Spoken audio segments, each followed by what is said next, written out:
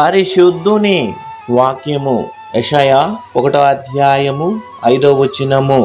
నిత్యము తిరుగుబాటు చేయుచు మీరెలా ఇంకను కొట్టబడుదురు? ప్రతి వాడు నడి నెత్తిని వ్యాధి కలిగి ఉన్నాడు, ప్రతి వాని గుండె బలహీనమాయను. ఆలకిస్తున్నారా? ఇవి దేవునికి వ్యతిరేకముగా వారు చేసిన తిరుగుబాటుకు ఫలితాలు. కొన్ని పాపాల వలన కలిగే భయంకరమైన ప్రతిఫలాలను బైబుల్ పదే పదే కరువు పెడుతుంది. దేవుడు సృష్టికర్త, విశ్వాసికి ప్రభువు.